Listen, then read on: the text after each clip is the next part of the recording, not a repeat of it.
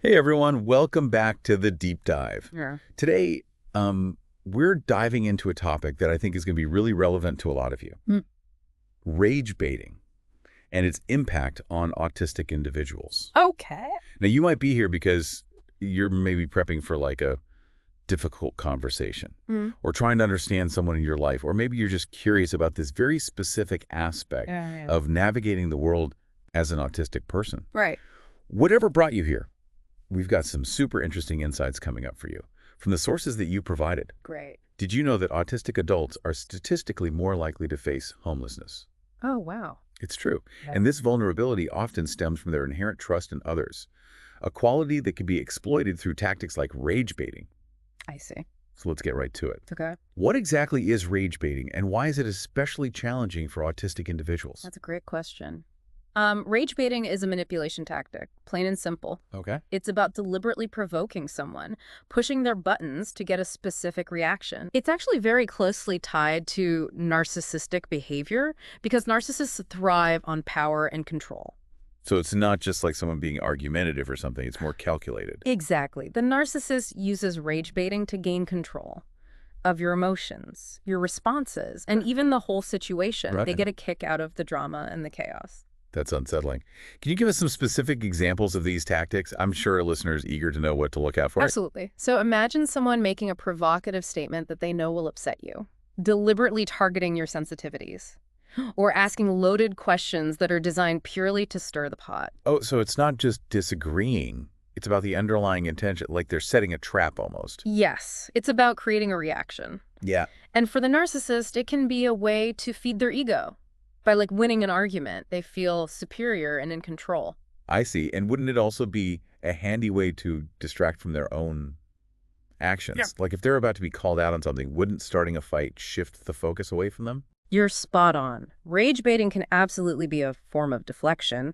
They turn the tables and make themselves the victim and escape accountability. Right. And this brings us to an important question. Why are autistic individuals particularly vulnerable to these kinds of manipulations? That's what I'm wondering. There's a clear connection there.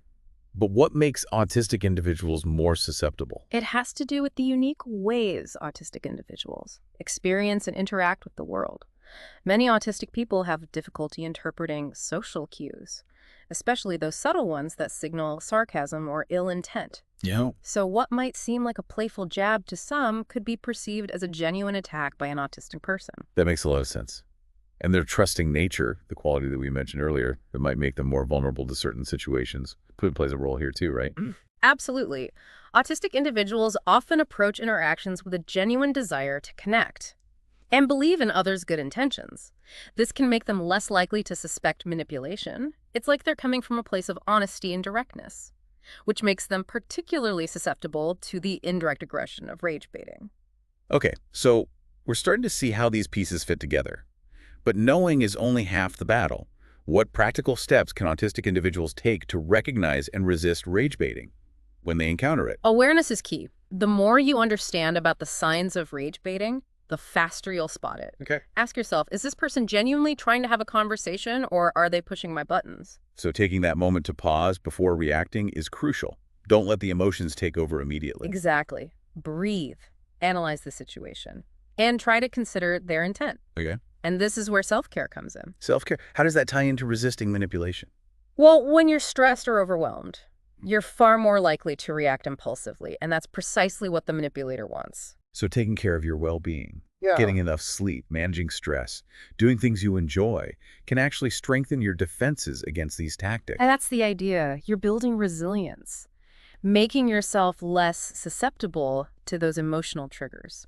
So it's about taking a holistic approach, not just focusing on the interaction itself, but cultivating inner strength too. Exactly. That's a great point. And never underestimate the power of seeking support.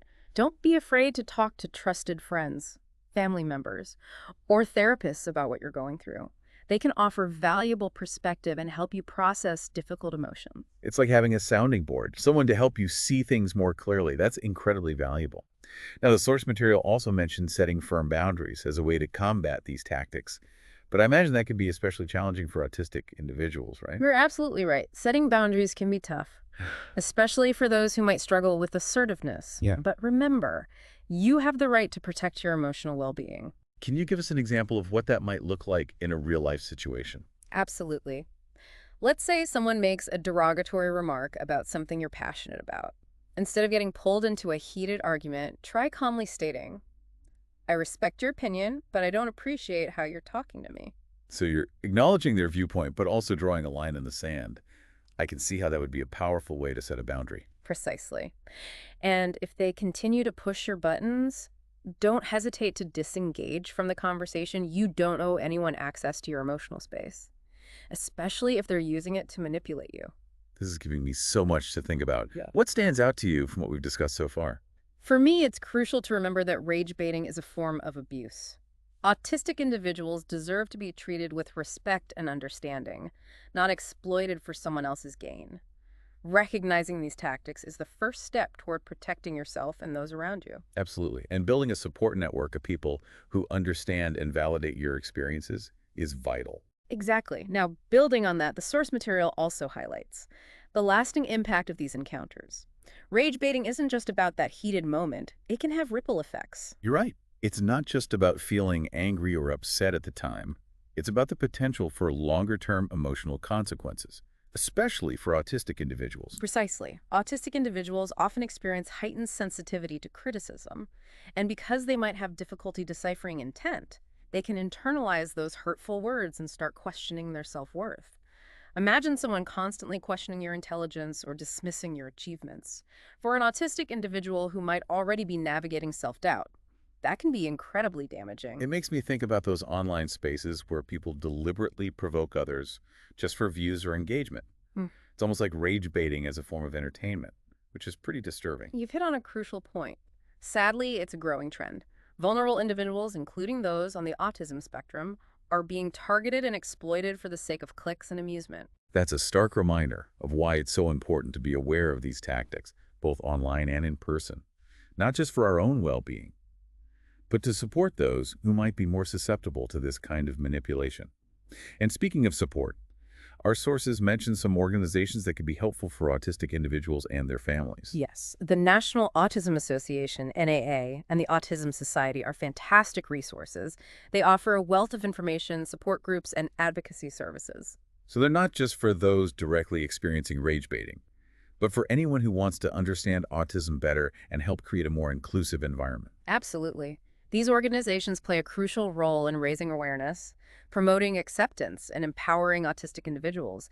And that sense of empowerment feels particularly important when we're talking about something like rage baiting. It's about reclaiming control and refusing to be victimized. Yes. It's about recognizing your inherent worth and not letting anyone else define it for you. That's where those practical strategies we discussed earlier come in. Taking a pause before reacting. Practicing self-care and setting boundaries. It's not just about surviving these encounters, it's about thriving in spite of them. And remember, asking for help is not a sign of weakness. It takes strength and courage to reach out and say, I'm struggling and I need support. Now, this leads us to another important concept that the source material brought up, autistic burnout. Ah, yes. I was wondering when we'd get to that. For our listeners who might not be familiar with the term, could you explain what masking means and how it relates to autistic burnout? Of course, masking is essentially camouflaging autistic characteristics by mimicking neurotypical behavior. This can involve suppressing stimming behaviors, forcing eye contact, Yeah. or constantly trying to decipher complex social cues. So it's almost like putting on a performance, Yeah, constantly trying to fit into a world that wasn't designed for them. That sounds exhausting. you're exactly right. It's a draining and often unsustainable effort, which can lead to autistic burnout. I see the connection. Mm. And how does this tie back to rage baiting? Well, imagine an autistic individual who is already depleted from masking, trying to navigate a world that constantly throws curveballs. They're more susceptible to emotional overload, making them easier targets for manipulation. Their energy reserves are already depleted. So rage baiting isn't just about that individual encounter. It's about the broader context of a world that often misunderstands and undervalues autistic experiences. Precisely. It's about recognizing those systemic factors that contribute to their vulnerability. Wow. This has been such an eye-opening conversation. I feel like we've only scratched the surface of this complex topic. There's always more to learn and explore. But I do hope this deep dive has given you a solid foundation. Absolutely. We've covered so much ground, from defining rage baiting to exploring its impact on autistic individuals and discussing practical strategies for handling those challenging situations. And remember, you are not alone. There are resources available like the NAA and the Autism Society, ready to offer support and guidance. It's so important to feel empowered, to know that you have the tools and resources to protect yourself and build healthy relationships. But while we focused on how to resist rage baiting, I think there's another crucial aspect to consider. Why do some people feel this need to control and manipulate others in the first place? What's driving this need for power and dominance? That's a powerful question, and one that deserves further exploration. We need to understand the deeper psychological and societal forces at play. It's about recognizing that rage baiting isn't just an individual flaw, but often a reflection of a system that can reward manipulation and aggression. And it's about challenging those systems and creating a world where empathy, respect, and genuine connection are the norm. I couldn't have said it better myself. I agree. Now, before we wrap up this deep dive into rage baiting, I think it's important to revisit the connection to narcissistic personality disorder. Absolutely. It's crucial to remember that it's not just about someone being a jerk. There can be deeper psychological factors at play. Right. And understanding that can help us better navigate these situations. Exactly. Narcissistic individuals often have a fragile sense of self-worth and rely on external validation to prop themselves up. Rage baiting becomes a tool to achieve that. So by provoking others, they're seeking a reaction that reinforces their sense of superiority or control. Precisely. It feeds their need for attention and reaffirms their belief that they are the center of the universe. That makes sense. And you know what? That makes me think about those discard and hoovering tactics we hear about with narcissists. To give our listeners some context, narcissists often employ these manipulative tactics in relationships. After pushing someone away, they try to pull them back in with charm and promises. This constant push and pull can be incredibly destabilizing for the victim. That's a really insightful connection. It's all part of a larger pattern of manipulative behavior designed to maintain power and control. And it's something to be very aware of. But, despite these challenges, the source material also mentioned this idea of the autistic alchemist. Yes, what a fascinating concept. It speaks to the incredible resilience and transformative power of many autistic individuals. Absolutely. It highlights how they can take the challenges they face and, through their unique perspectives, transform them into something truly meaningful. It's like they're taking the lead that life throws at them and turning it into something beautiful. It's incredibly inspiring. It is. And it's a powerful reminder that while rage baiting can be incredibly harmful, it doesn't have to define an autistic individual's journey. Welcome back to the deep dive. Yeah. We've been talking about the complexities of rage baiting and its impact on autistic individuals. And, we've talked about recognizing those signs, building resilience, seeking support. But before we wrap up, I want to circle back to something you mentioned earlier about that idea of the autistic alchemist. Right. It is such a powerful metaphor, isn't it? It is. And it speaks to this potential for transformation that often exists within these really challenging experiences. Yeah. Like it's about taking those difficult encounters, the negativity, the misunderstandings, and transforming them into something positive. It really highlights the resilience of the autistic community, Despite facing these unique challenges, they often possess this remarkable ability to not just survive, but thrive. They challenge societal norms, they redefine success on their own terms, and they create a world that embraces neurodiversity. That's incredibly inspiring.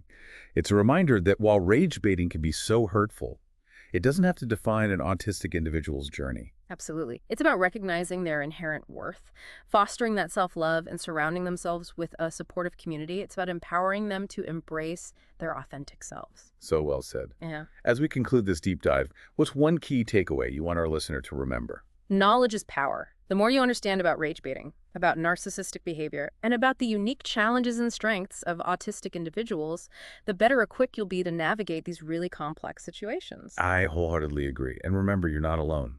There are resources available. Organizations like the National Autism Association and the Autism Society that are ready to offer support and guidance. Right? They can provide valuable information. They can connect you with others who understand, and they can help you advocate for yourself and for a more inclusive world. That's such a great point. Thank you for joining us on this deep dive into such an important topic. It's been my pleasure. And to our listener, remember, you have the strength and the resilience to build a world that celebrates neurodiversity in all its beautiful forms. Thanks for listening.